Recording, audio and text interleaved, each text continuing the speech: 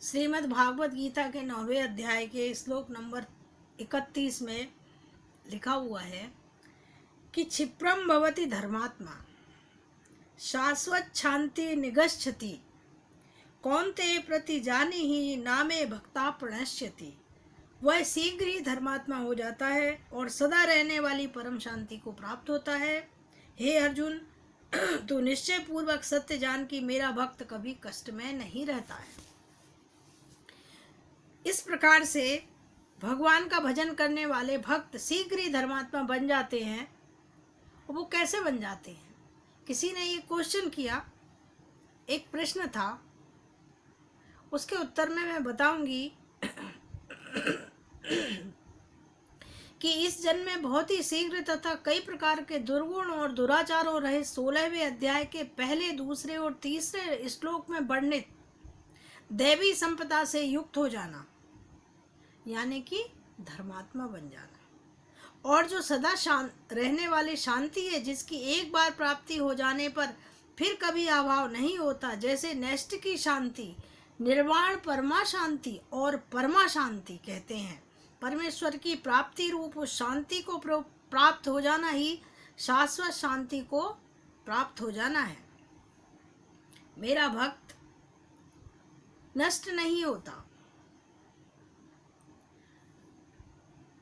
एक सज्जन ने ये प्रश्न पूछा कि कैसे नष्ट नहीं होता, तो इसका तात्पर्य है कि प्रा उपसर्ग के साथ नश्यति क्रिया का भावार्थ पतन होता है। अतः यहाँ भगवान के कहने का ये अभिप्राय है कि मेरे भक्त का क्रमशः उत्थान ही होता है, पतन नहीं होता है। यानी कि भगवान का जो भक्त है वो रात दिन तरक्की करता है, उन्नति करता है और पतन के गर्त में बिल्कुल नहीं जाता है। ना तो वो कभी अपनी स्थिति से गिरता है, ना ही नीच योनि में जन्म लेता है, ना ही नरक की प्राप्ति होती है। वह पूर्व कथन के अनुसार क्रमशः दुर्गुण दुराचारों से सर्वथा रहित होकर शीघ्र ही धर्मात्मा बन जाता है और परम शांति को प्राप्त हो जाता है। ऐसे एक भक्त का उदाहरण आया है। हालांकि ये उदाहरण जो है भक्ति रस के श्री कृष्ण कर्णामृत काव्य के रचयिता श्री बिल्व मंगल जी का है।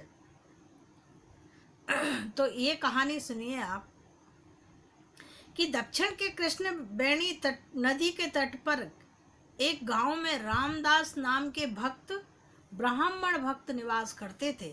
उनका एक पुत्र था, उसका नाम था बिल्व मंगल। बिल्व मंगल बहुत पढ़े लिखे थे, शांत स्वभाव के थे, साधु स्वभाव के थे, परंतु उनके साथ ऐसा हुआ कि उनके पिता की मृत्यु हो गई और उनकी पिताजी की मृत्यु होने के बाद में उनके ऊपर से अंकुश हट गया और वो दुराचार में पड़ गए। उनको बुरी बुरी लत लग गई। एक वैश्या के चक्कर में आ गए और रात दिन उस वैश्या के घर में पड़े रहते थे वो, और सारे पाप कर्मों में लिप्त हो गए। और उस वैश्या का नाम था चिंतामणि। वो भी उसी नदी के पार रहती थी। एक बार क्या हुआ कि उनके पिताजी का श्राद्ध आया। बामुश्किल उनने श्राद्ध किया। श्राद्ध में उनका मन भी नहीं लगा। मन तो उनका वो चिंतामणि के पास था, लेकिन तन उनका पिताजी के घर में था। जैसे तैसे उनने दिन भर के क्रियाकर्म निपटाए और शाम होते ही चल पड़े। बहुत सारे लोगों ने उनको रोका कि आज तो तुम्हारे पिता का श्राद्ध है, आज तो तुमको नहीं जाना चाहिए। लेकिन प्रेम तो अंधा होता है, उसे कुछ सूझ नहीं पड़ा। वो तो चल दिया। इतनी तेज बारिश, मूसलाधार पानी गिर रहा है, नदी नाले तूफान मचाए हुए हैं, लेकिन उनको शांति नहीं मिली। नदी किनारे पहुँचे, कई नाविकों से गुहार की कि हमको उस पार पहुँचा दो, लेकिन नाविक जो थे उन्होंने अपनी नौकाओं को पेड़ों से बांध दिया था ताकि वो इधर उधर पानी के बहाव में ना चली जाएं, और कोई भी इनके लालच में नहीं आया और कोई इनको छोड़ने नहीं गया। लेकिन जब सब तरह से ये हताश हो गए तो इन्होंने सोचा कि कुछ भी हो मुझे तो जाना है, और इनने तो नदी में छलांग लगा दी। जैसे ही इनने छलांग लगाई ये बहने लगे, और जब वो बहने लगे तो वहाँ से एक स्त्री की लाश जा रही थी, और उन्होंने ये समझा कि ये लकड़ी है और उसको पकड़ लिया। ना तो उनको उसमें से दुर्गंध आई, ना उन्हें ये समझ में आया कि ये कोई लाश है। वो उसका सहारा लिया और धीरे धीरे धीरे धीरे ये बहते बहते चिंतामणि के गांव तक उस पार पहुंच गए और चिंतामणि के घर गए। जब चिंतामणि के घर ये पहुंचते हैं तो देखते हैं कि चिंतामणि का दरवाज़ा तो बंद है। ये बहुत छटपटाए कि चिंतामणि कहाँ चली गई। इन्होंने दीवार फांद कर उसके घर में घुसने की कोशिश की। एक हाथ बढ़ाया तो इन्हें ऐसा लगा कि रेशम जैसी कोई चिकनी सी चीज़ इनके हाथ में आ गई है। तो इनने सोचा कोई रस्सी लटक रही है और उसी को पकड़ा, और जो नीचे की ओर लटक रहा था उसकी पूंछ पकड़कर ये चढ़ गए। भगवान की लीला थी, सांप ने इनको काटा नहीं। इन्होंने जाकर चिंतामणि को जगाया और उसे देखते ही वो घबरा गई कि भाई इतने पानी में और बंद दरवाजे में आप अंदर कैसे आ गए, घर में कैसे आए। उसने क्वेश्चन किया। बिलमंगल ने बताया कि काठ पर चढ़कर नदी पार होने और रस्सी की सहायता से दीवार चढ़कर मैं घर के अंदर आया। ये पूरी उसको कहानी सुनाई। वर्षा थम चुकी थी। चिंतामणि दीपक हाथ में लेकर बाहर आई। देखती है तो दीवार पर भयानक काला सांप लटक रहा है और नदी के तीर पर किनारे पर सड़ा हुआ मुर्दा पड़ा है। बिलमंगल ने भी देखा और वो देखते ही कांप उठे। चिंतामणि ने भर्त्सना करते हुए कहा, तू ब्राह्मण है? अरे आज तो तेरे पिता का श्राद्ध था ना, परंतु हाड़ मास की पुतली पर तू इतना आसक्त हो गया कि सारे धर्म कर्म को तिलांजलि देकर इस डरावनी रात में मुर्दे और सांप की सहायता से तू यहाँ आ गया। फिर वो बोली, तू आज जिसे परम सुंदर समझकर इस तरह से पागल हो रहा है, उसको एक दिन तो वही दशा होने वाली है तेरी भी। जैसे ये सड़ा मुर्दे की तूने दशा देखी है, ऐसी तेरी भी दशा हो जाएगी। धिक्कार है इस नीच वृत्ति को। अरे तू इसी प्रकार मनमोहक श्याम सुंदर पर आसक्त होता, यदि उससे मिलने के लिए यूं छटपटाता दौड़ता तो अब तक उसको पाकर अवश्य ही कृतार्थ हो जाता। वेश्या के उपदेश ने जादू का काम कर दिया। बिल्व मंगल की हृदय तंत्री नवीन सुरों से बज उठी। विवेक की आग धधकने लगी। उसने उसके कलमश को जला दिया। अंतःकरण शुद्ध होते ही भगवान प्रेम का समुद्र उमड़ पड़ा और उसकी आंखों से अश्रुओं की धार बह निकली।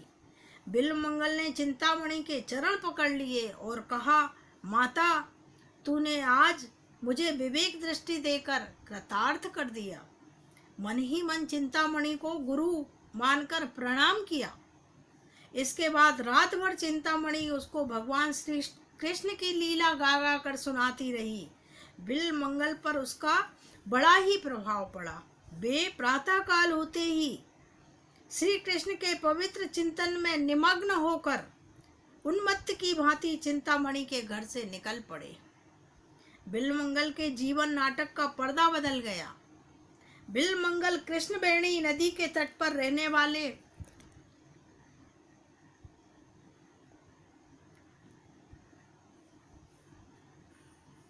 महात्मा सोमगिरी के पास पहुंचे और उनसे गोपाल मंत्र राज की दीक्षा पाकर है ना परम भजन में लग गए।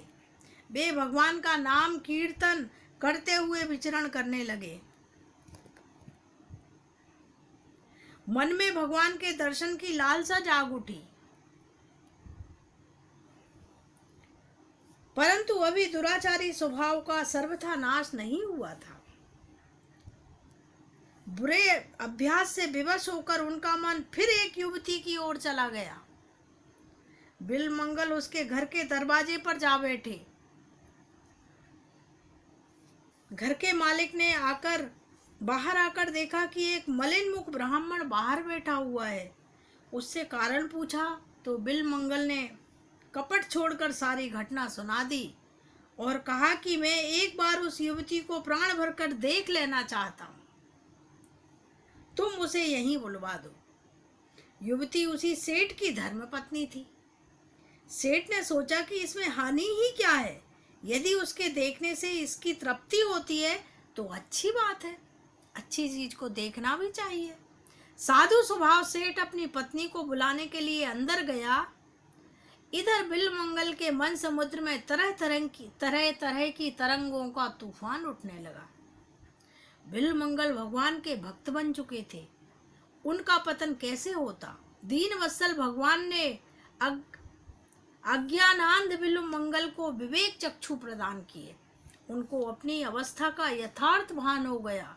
हृदय शोक से भर गया और नामालूम क्या सोचकर उन्होंने पास के बेल के पेड़ से 2 कांटे तोड़ लिए। इतने में ही सेठ की धर्मपत्नी वहां पहुंच गई।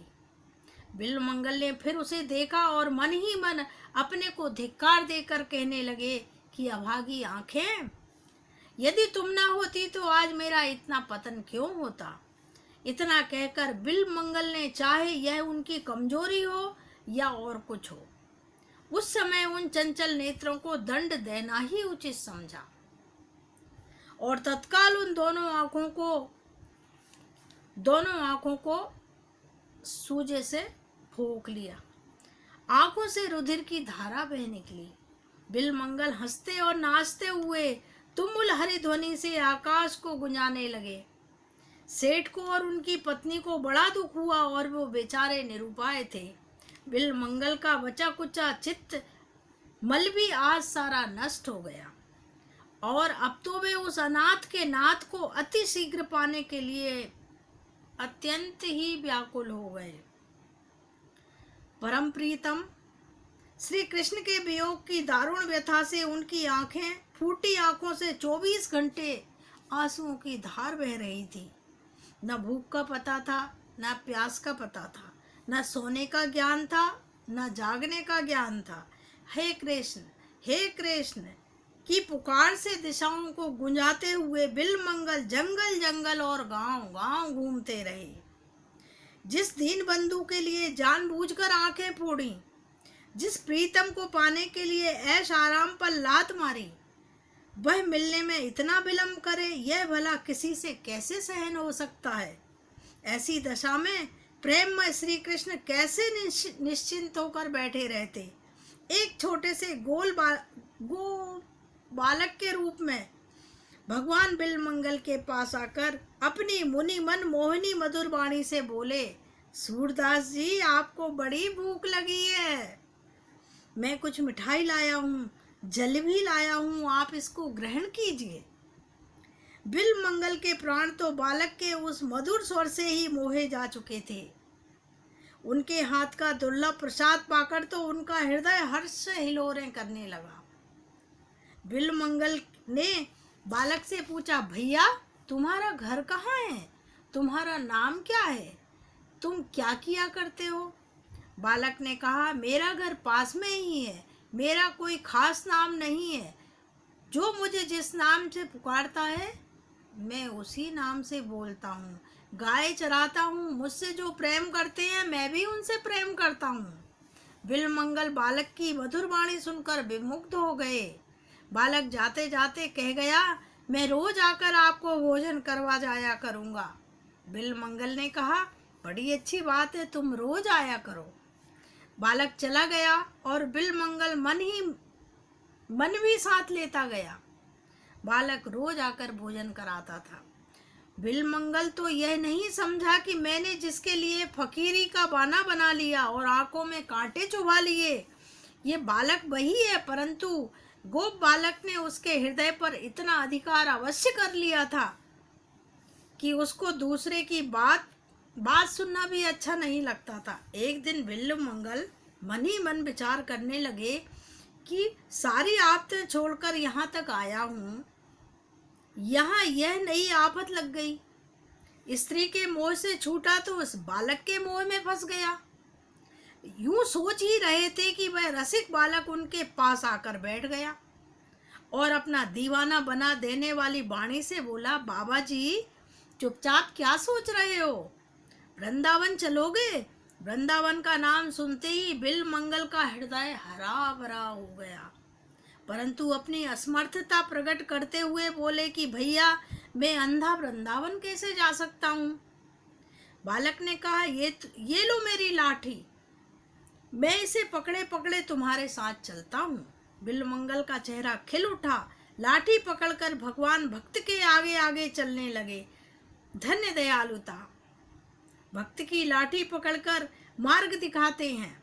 थोड़ी सी देर में बालक ने कहा, लो वृंदावन आ गया, अब मैं जाता हूँ। बिलमंगल ने बालक का हाथ पकड़ लिया। हाथ का स्पर्श होते ही सारे शरीर में बिजली सी कौंध गई। सात्विक प्रकाश से सारे द्वार प्रकाशित हो उठे। बिलमंगल ने दिव्य दृष्टि पाई और उन्होंने देखा कि बालक रूप में साक्षात मेरे श्याम सुंदर हैं। बिलमंगल का शरीर पुलकित हो गया, आंखों से प्रेम की आंसुओं की धारा बहने लगी। भगवान का हाथ उन्होंने और भी जोर से पकड़ लिया और कहा कि अब पहचान लिया है, बहुत दिनों के बाद पकड़ सका हूँ प्रभु, अब नहीं छोड़ने का। भगवान ने कहा, छोड़ते हो कि नहीं? बिलमंगल ने कहा, नहीं, कभी नहीं, त्रिकाल में भी नहीं।